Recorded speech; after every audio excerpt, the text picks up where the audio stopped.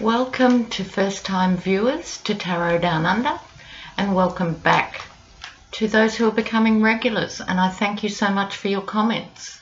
I think it's all part of being a community in dealing with what's going on with the Trump administration.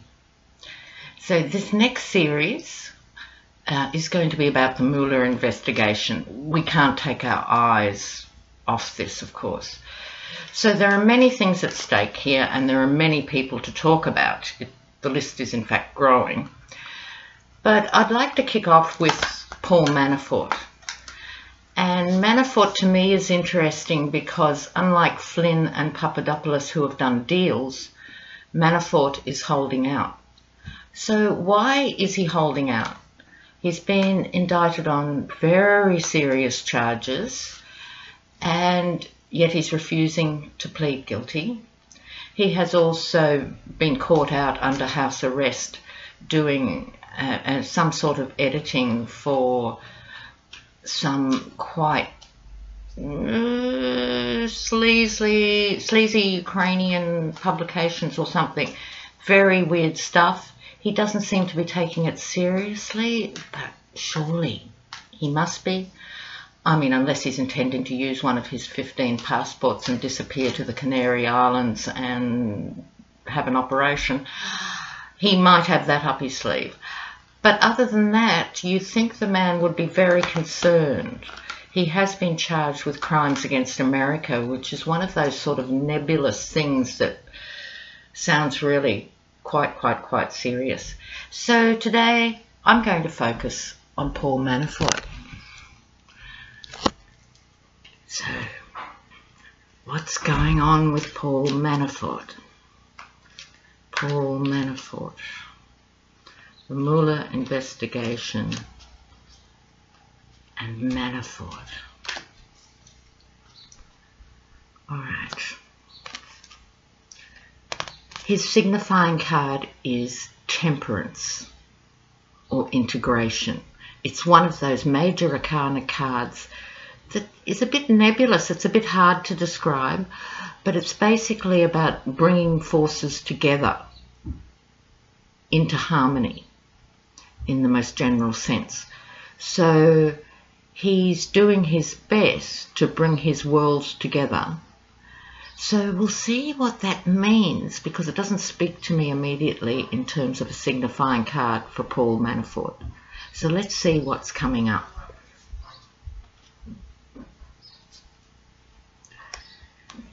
Ace of Wands, very phallic card, very much the blunt instrument card, sheer willpower. He has a very strong will. That's how he's done as well as he has, by bulldozing his way into this position of trust with other governments.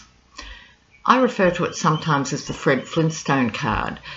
It's like it's operating on quite a base level of willpower. It's quite a crude use of willpower. So let's see what else is happening for him. I'm going to lay these cards out, 6 of them to begin, and see what is happening. Okay, next to that and under temperance, we have the broken heart. Now, he has been sprung, you'd have to say sprung very severely in terms of his dealings. And because this card keeps coming up in relation to the Trump administration, the Trump affiliations, and so forth, I think this is an indication for all the players that other people are turning on them. Now, for Manafort, he might have decided he was going to tough it out and hopefully be pardoned by Trump. So he might be betting on that. But he would have to be very concerned that Flynn and Papadopoulos have turned, and they are giving evidence. So that card, I think, refers to those speaking against Manafort. Here we have this card, the Ten of Pentacles, which is a card of excess, a card of a lot of money, very wealthy people, but it's also indicative of family money. Now, like all people and mini oligarchs, as I would sort of think of him in the general sense, the money is diffused within the family. So I'm sure he's got a lot of holdings in his wife's name, in his children's name. This is an intergenerational card. So there's all these complex routes to find where the money trail leads. And I'm sure Mueller's got the best people on that, trying to untangle what is the source of the money, where it passed through, and where it has ended up. So there's no doubt in my mind at all that what is happening to Manafort behind the scenes in terms of the investigation is following the money. Right, here we have the Page of Cups. Cups representing emotion and perception and feelings. And in this case, the Page of Cups, I think this is a younger person. I'm wondering if it's not Rick Gates who was arrested and indicted with him. It could also be one of his adult children. So with the Page of Cups, this is someone who is at a stage of life where they're beginning to integrate, which was Manafort's signifying card, knowledge and emotion. And they might be doing that in such a way as to put emotional pressure on Manafort. But at this stage, he's hanging tough. These next two cards are really about that, refusing to admit guilt, hoping that it's all going to go away. This is the Chariot. He is charging forth. In other words, he is still continuing, even under house arrest, to do what he was doing. So this is a man who is completely unrepentant. That's why I don't think he's the Page of Cups. He's unrepentant. He's used to running his own show, and he's intending to keep going and doing that. So he is holding his ground against Mueller. He's going to be a very hard nut to crack. The card beside that is the Knight of Swords. And as we saw in one of the earlier readings, I think it was the Trump family Christmas, this is a card of hasty decisions. It's a card of revenge.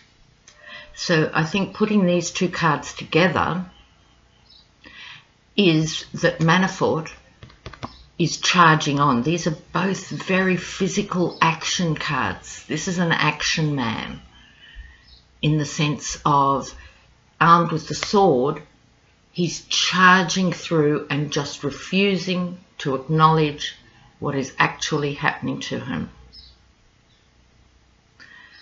So how is that going to work for him as it moves into the new year?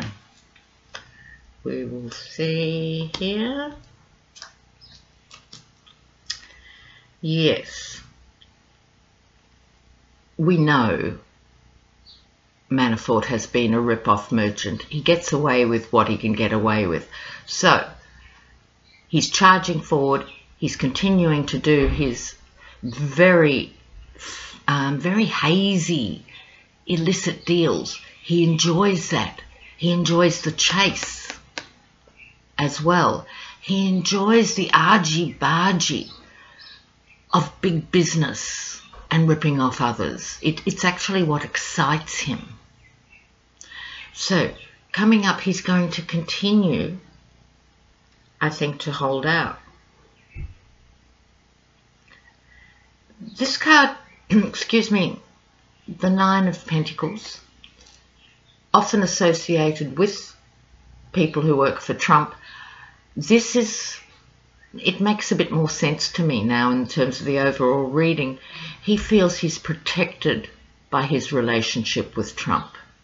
He was one of the inner circle when this stuff went down, and this backs up what many people feel, actually not just me as a tarot reader, that he has been promised by Trump that he will be pardoned, or in some way he has a deal. This is a very calm figure. On the one hand, he's out of his depth. The robes are a bit too big, but this is not a panicked person, even though I'm sure he has a deep stress with this FBI investigation. I think he feels protected. He's under the umbrella of lawyer protection and also Trump protection. Now, this is an interesting card in light of the Manafort reading.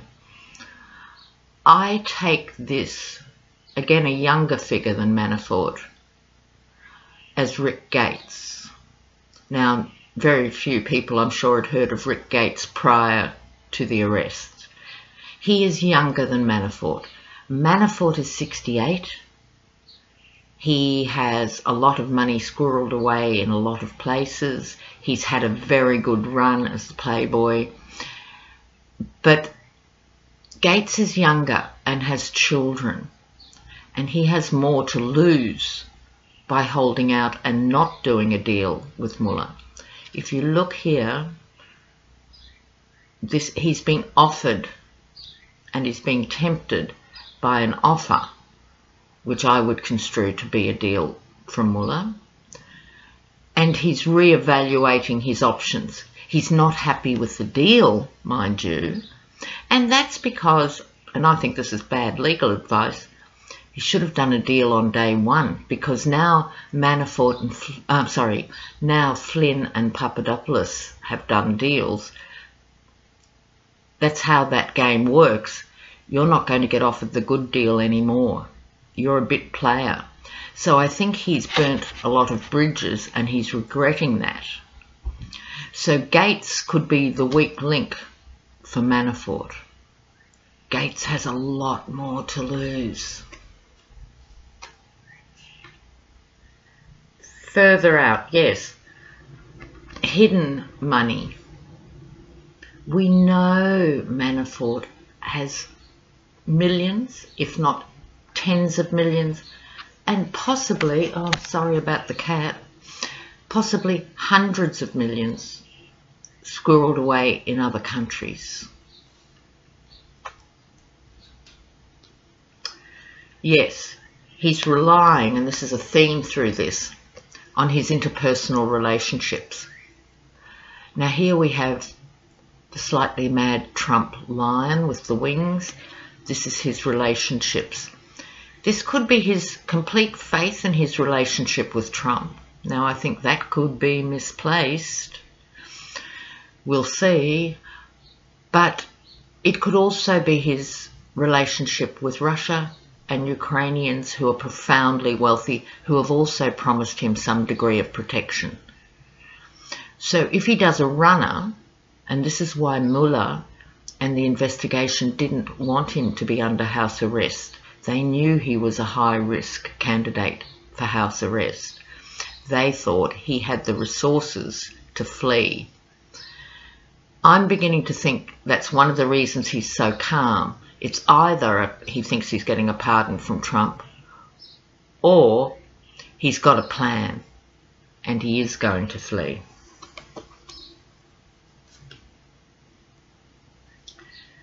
Yes, the Knight of Cups. He will be made an offer as well, but a much smaller offer by Mueller. In other words, instead of like Flynn's situation where he's got away with an enormous amount of controversial and very big charges by pleading guilty to lesser charges, I think a smaller token has been offered by Mueller. Tell us what you know, and you might not be looking at 30 years, you might be looking at 10.